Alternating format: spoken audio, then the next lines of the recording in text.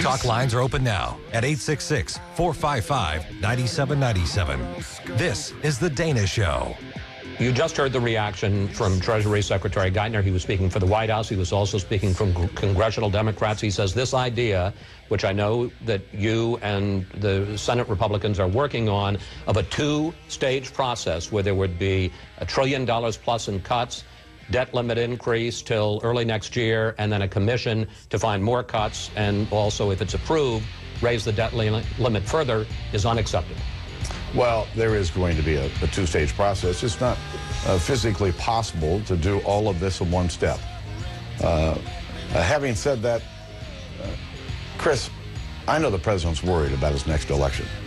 But my God, shouldn't we be worried about the country? One of the things I've always thought is that John Boehner sounds like someone who lived in the time of Gone with the Wind. Is it just me? He just seems to be that kind of guy. This ongoing debt negotiations, folks, we're getting right down to the wire.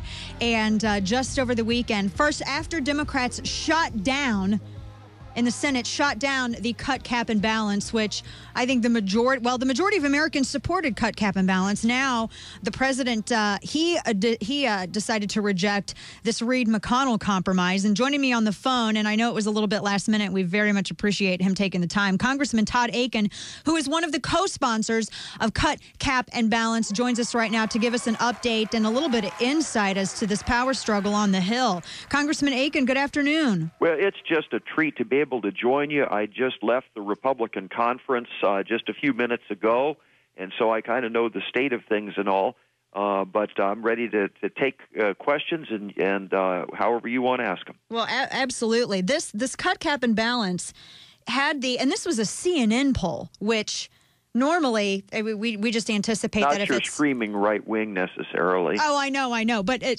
we had 74% of Americans wanted a balanced budget amendment. 66% supported the cut, cap, and balance plan, the plan that you co-sponsored, and ultimately from a multitude of conservatives online as well, pundits and so on and so forth, thought was the absolute best plan. And was it effectively killed in the Senate, or was it was just filibuster? Is there any chance that it could? The Senate tabled it, and they killed it for the reason just that you said, and that was they realized the American public got how simple this really is. Everybody else is supposed to live within their budget. We've got about, whatever it is, 46 or 48 states that know how to live within their budget. And Washington, D.C. doesn't want to be held to live within their budget. Right. And so we proposed something that was rather straightforward, that Washington has to live like the rest of the country. And when the Democrats in the Senate saw that, they tried to kill it as quick as they could so it wouldn't pick up any steam in the press. Even so, right, there is widespread support. Now, let me just try and put this thing into perspective, because I feel passionate about this thing. I was in the Republican conference, whatever it was, 8 or so, maybe 9 months ago, in the Capitol building, the very first time the new Republican Congress got together. And the Republicans at that time had won the biggest political victory since 1946, before I was born. And the tone in that room was not allowed a loud talk, and not a lot of high fives or coarse joking, nothing like that. It was almost reverent. And we started with a prayer, and we reminded ourselves that the public had given us a second chance, and that they were sending us this simple message: no more politics as usual, solve the problem and be honest with us. Right. That's what the message was. Now, the problem, you don't have to be a rocket scientist to know the problem. It is radical deficit spending. We had the problem before Obama came on the scene, and it's 100 times worse with him, but it's still the same problem. And the solution is very straightforward.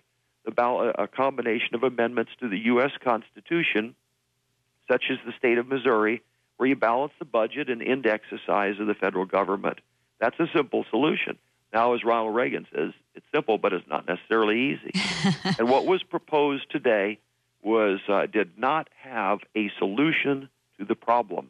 And I feel like in that regard, we're not paying attention to what we were sent here to do. Right. Now, the reasoning behind that is everybody in leadership seems to think that if we go past August 2nd, we're all going to turn into pumpkins. But the fact of the matter is that this would be a government slowdown, not a government shutdown. There's enough money coming in August to pay all of our debt service that we have to do, so there's no need for the bond market to get all upset. And there's also enough money coming in August to pay, actually, if you wanted to choose those priorities, Social Security, Medicare, Medicaid, and all of defense.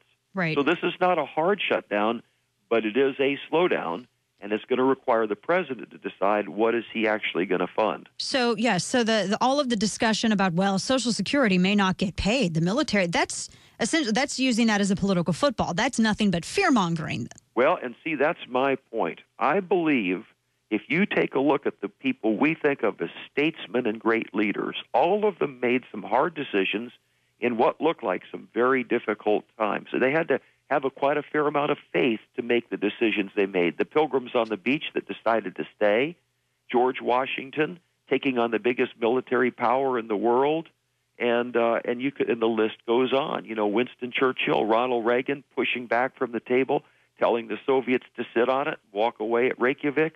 All of those decisions were tough decisions because you didn't know what was going to happen. And people might not like you. You might not be popular. If you were presented, Congressman Akin, with the option of supporting anything less than cut, cap, and balance, anything less than a balanced budget amendment, or even this temporary plan that's being floated right now that would expire next year, is that something that you would throw your support behind? Look, I am on record as saying I support a solution to the problem. That's what I support. And the only solution I see to radical deficit spending is a constitutional amendment. Now, if somebody could show me something else, fine. But that's what we know works because all these other states do it, like Missouri, and it works. It creates some sense of sobriety in the budgeting process. Anything less than that is really being dishonest with the American public because what we're really saying is we can just keep on doing this and everything is going to keep on going the way it is. Right. That's not true. Right. We're headed for a crisis, and it's a lot better to take the strong medicine now than to get hammered 10 times worse later. Absolutely. And I think that that's a fear that the base has right now. And I know a lot of grassroots conservatives out there are a little afraid after watching what happened with the plan that you co-sponsored, Cut, Cat, and Balance, rather. Yeah. Now we hear this discussion that, well, here could be something $900 billion in deficit in deficit reduction with that would expire next year. And I understand the advantageous positioning of that because it would come during an election cycle, and it would not go well with Democrats. Definitely, it's something the president doesn't want for obvious reasons. But as for it being the best choice, that's what grassroots conservatives, I think, are absolutely terrified of. And people want this balanced budget amendment. And Congressman Akin, I agree with you. I don't understand what is so crazy about expecting government to live within their means. I mean, it seems it's constitutional already. Well, and absolutely right. And again, this is, the facts of the matter are that you're not going to get the House and the Senate to approve a balanced budget amendment unless there's a lot of political pressure on them. Right. And you will not generate that pressure between now and August 2. But if we go ahead and let the president manage the budget, maybe for the first time in his life where he actually has to spend only what comes in, right. If we do that process, what's going to happen is it's going to allow the public to see, look, this is a pretty serious deal we're getting into. We're not at where Greece is yet. And they're going to want, and I think everything I hear from the public I talk to, they want us to stop messing around with politics and actually solve the problem.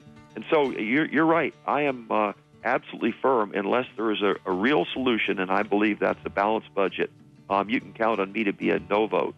God bless you. Congressman Todd Akin, we really appreciate your fight for conservatism on the Hill. Really do. Thanks for taking the time to join us, too. I know your schedule is insane today. Well, thank you. It's just a treat to join you and all my friends back in Missouri. Well, thanks so much, and we'll be watching and talking to you again soon. Thanks so much again. Take care. You too. All right, folks, your calls, 866-455-9797 when we return. Plus, the origin of the term right wing. Let's make some frogs mad. Keep it here.